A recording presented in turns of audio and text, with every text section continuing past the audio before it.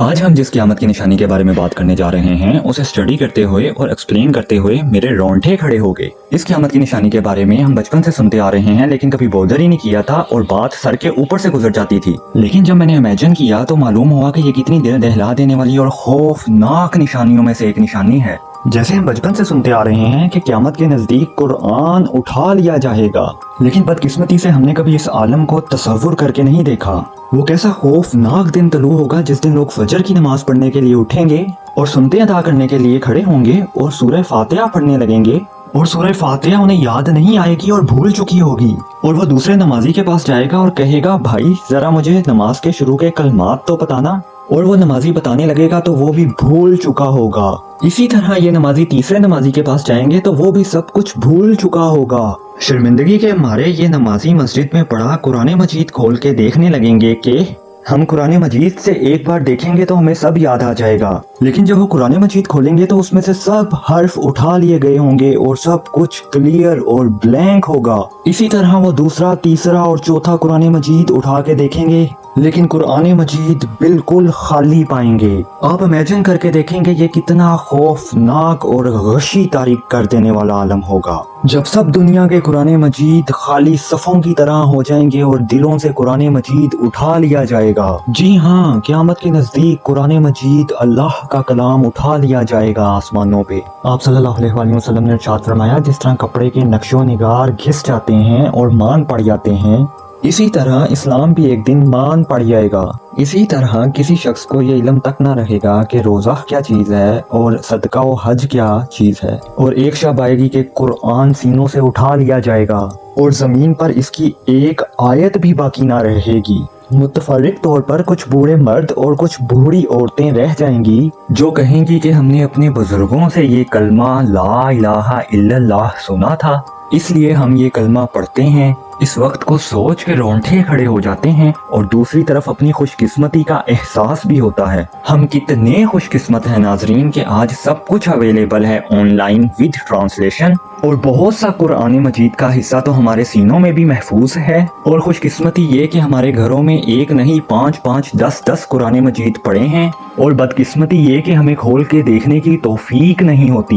ناظرین، ہمیں روز کم سے کم 5 سے 10 منٹ تو قرآن مجید کھول کے دیکھنا چاہیے، پڑھنا چاہیے اور اسے سمجھنا چاہیے۔ یہ قرآن مجید کا حق ہے ہم پہ۔ جس طرح ایک انسان قیامت کے دن اپنا حق دوسرے انسان پہ معاف نہیں کرے گا، اسی طرح قرآن مجید بھی اپنا حق ہم پہ معاف نہیں کرے گا۔ آپ صلی اللہ علیہ وآلہ وسلم نے ارشاد فرمایا کہ اس وقت تک قیامت قائم نہیں ہوگی جب تک کہ قرآن اسی طرف نہ لوٹ جائے جس طرف سے آیا تھا، یعنی اللہ تعالیٰ کی طرف سے یہ قرآن نازل ہوا تھا اور قرب قیامت اللہ تعالیٰ کی طرف ہی یہ لوٹ جائے گا، اور پھر قرآن مجید عرش کے ارد گرد آواز دے گا جیسے کہ شہد کی مکھی کی آواز ہوتی ہے، اس طرح اس کی آواز ہوگی۔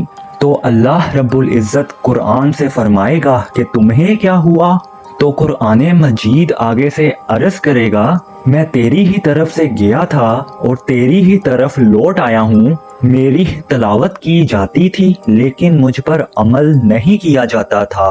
کتنے باعث شرم ہے ہم انسانیت کے لیے۔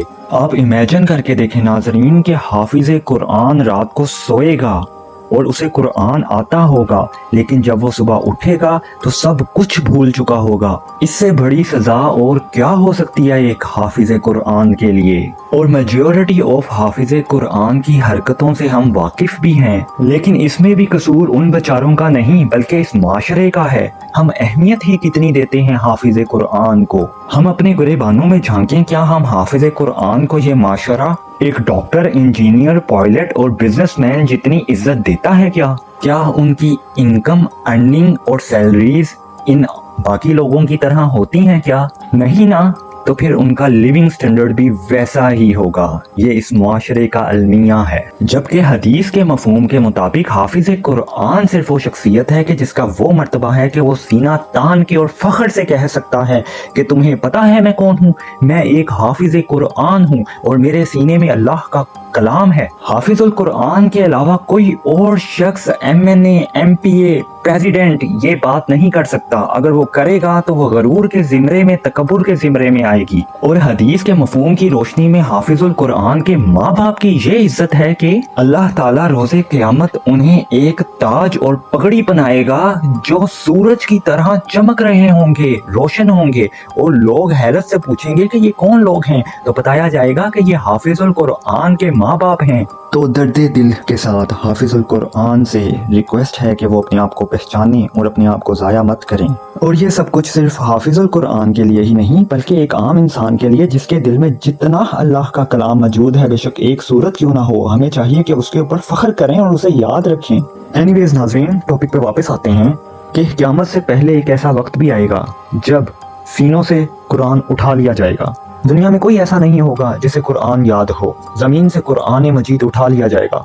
और ये है क़यामत की निशानियों में से बहुत बड़ी निशानी कि ज़मीन से कुरान मजीद उठा लिया जाएगा, यहाँ तक कि किताबों में भी ना बचेगा। जब अल्लाह पाक सीनों से कुरान मजीद उठा लेगा तो फिर क्या होगा, आइए अब हम आपको बताते हैं। उस रात के बाद अल्लाह पाक एक पकीज़ा हवा भेजेगा जिससे तमाम मोमिनीन इंतकाल कर जाएंगे। फिर ऐसे लोग रह जाएंगे जो कि ना सच्ची बात करेंगे और ना ही उसे आम करेंगे। और बदकारी तो वो लोग ऐसे करेंगे जैसे कि गधे और बाकी जानवर करते हैं। और वो लोग 120 साल तक इसी हालत में रहेंगे। और किताब अल्लाह पे ऐसी रात आएगी कि लोग सुबह उठेंगे तो एक आयत, एक हर्फ किसी के दिल में ना रहेगा।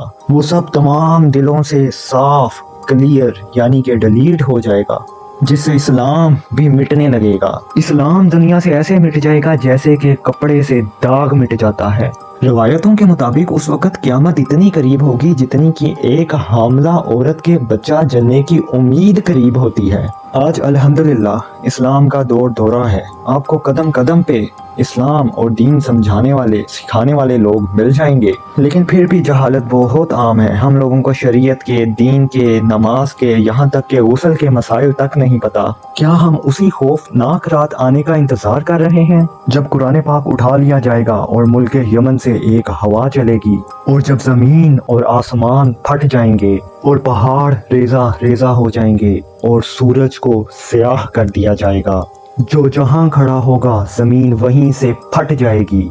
ना माँ बेटे को पहचानेगी और ना बेटा माँ को पहचानेगा। ये क़यामत का खौफनाक मंजर होगा।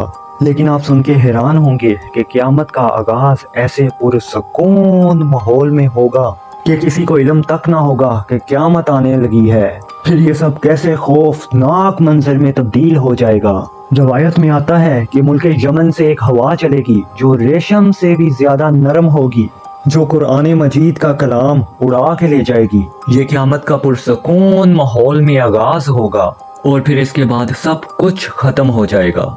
और जब क़यामत आएगी तो दुनिया में एक भी शख्स ऐसा ना होगा जिसके दिल में अल्लाह का कलाम होगा या ईमान होगा। नाजरीन, कुरान मजीद का कलाम ऐसा मोजज़ाती कलाम है कि जिससे आज तक दुनिया को नए से नए मैसेज मसूल हो रहे हैं, अहम पैगामात मसूल हो रहे हैं, जिससे हम मुसलमान तो नहीं लेकिन गैर मुस्लिम जरूर फायदा उठा रहे हैं। जैसे जैसे हम कुरान मजीद समझते जाएंगे वैसे वैसे हम पे अल्लाह का एक नया पैगाम वाज़े होता रहेगा। इसलिए कुरान मजीद को क़यामत तक के लिए हदायत का सरचश्मा करार दिया है।